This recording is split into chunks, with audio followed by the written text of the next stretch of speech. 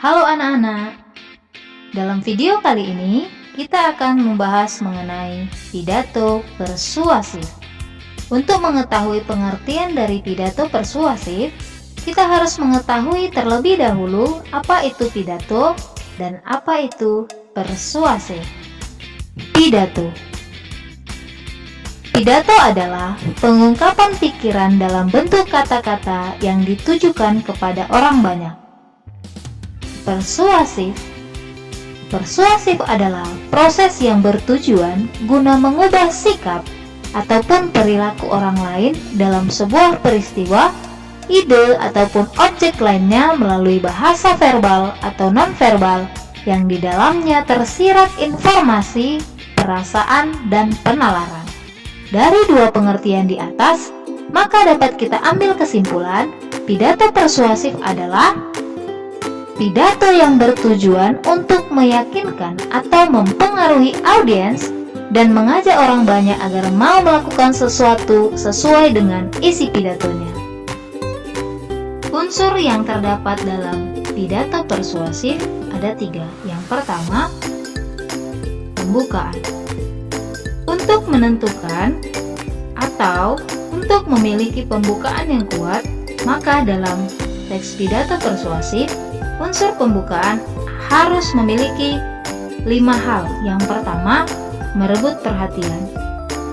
Merebut perhatian artinya melakukan atau membuat pernyataan yang dramatis.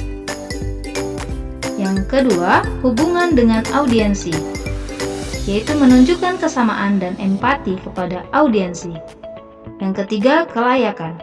Tunjukkan bahwa kamu sebagai pembicara layak terhadap topik yang sedang kamu ambil. Yang ketiga adalah tujuan. Apa harapanmu terhadap pendengar setelah pidato tersebut selesai?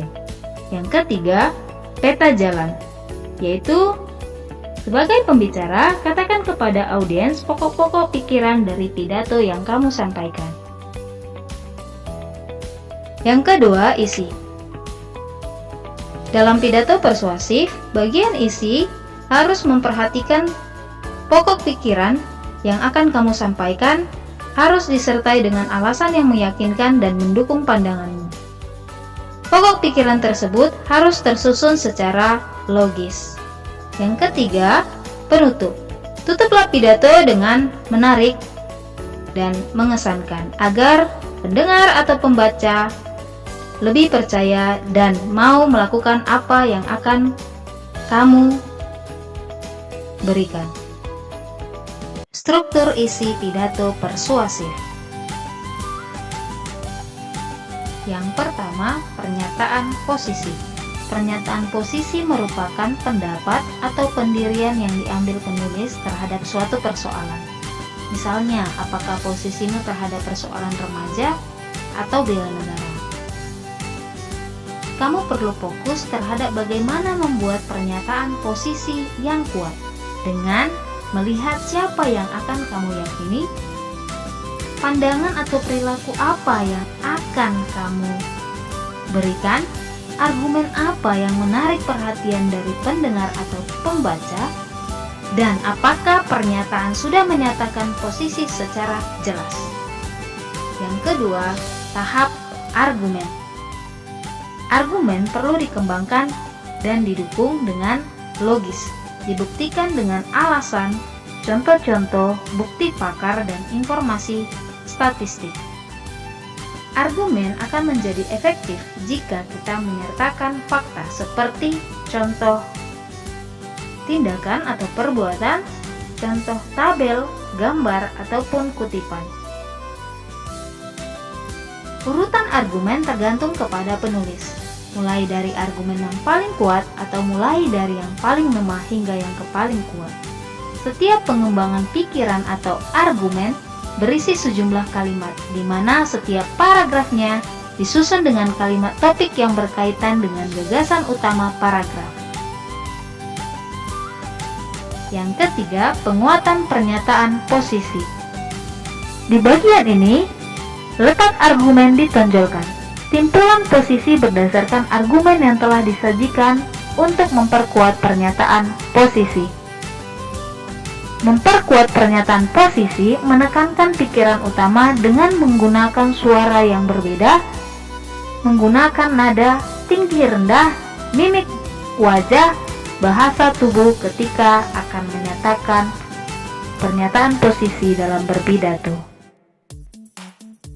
Ciri-ciri kebahasaan teks pidato persuasif. Yang pertama, nominalisasi atau pembendaan. Proses tata bahasa yang mengubah kata benda, kata kerja, dan kata sifat menjadi kata benda. Contoh, kata berhasil mengalami nominalisasi menjadi keberhasilan.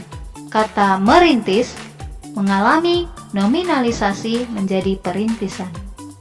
Yang kedua, bentuk pasif, yaitu kalimat yang subjeknya dikenai pekerjaan atau dikenai perbuatan. Contoh, kemacetan terjadi pada jam-jam sibuk. Yang ketiga, kata ganti orang, yaitu jenis kata yang berfungsi untuk menggantikan kata benda atau orang tertentu yang tidak disebut secara langsung. Contohnya, kata dia, mereka, atau bangsa Indonesia. Yang keempat adalah kosakata. Kosakata terdiri dari sinonim dan antonim, persamaan kata dan lawan kata yang biasanya banyak digunakan dalam pidato persuasif. Yang kedua, kata benda abstrak.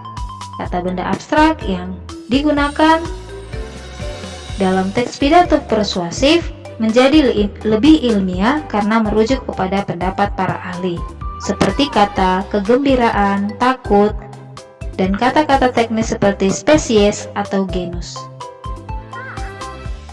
Lalu, yang selanjutnya ada kata emotif. Kata emotif digunakan untuk melibatkan perasaan audiens. Misalnya, penggunaan sumber daya kita secara berlebihan akan menghancurkan tanah.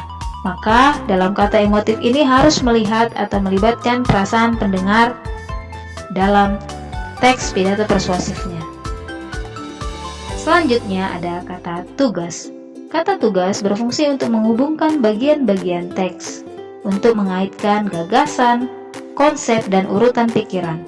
Contoh, kata pertama kali, akhirnya, sebagai tambahan, sebab, dan kata karena.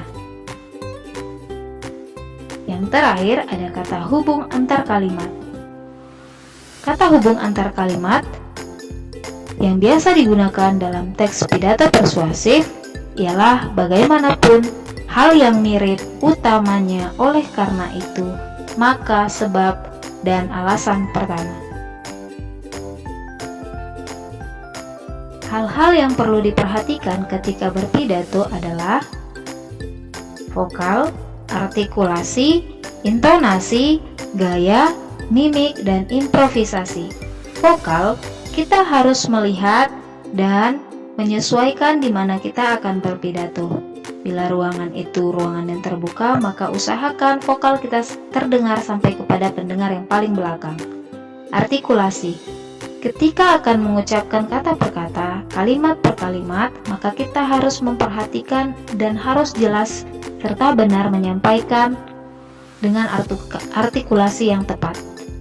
Yang ketiga, intonasi. Kita harus melihat tinggi rendahnya, pelan kerasnya suara kita sesuai dengan isi dalam pidato untuk menghidupkan suasana saat berpidato, sehingga pendengar mendengarkan dengan lebih seksama. Gaya. Ketika akan berpidato, usahakan kalian menunjukkan gaya yang tepat, tidak bertolak pinggang atau tidak menunjukkan gaya yang tidak sopan.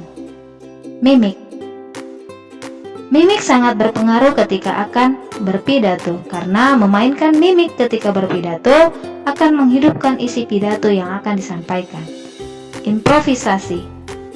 Sebagai seorang pembicara, ketika akan berpidato, maka kalian harus bisa berimprovisasi terhadap kejadian di saat kalian akan berpidato.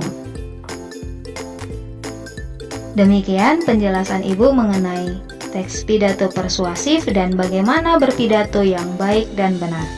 Semoga kalian menjadi siswa-siswi yang lebih baik, belajar cerdas dan belajar keras, agar kesuksesan dapat kalian raih.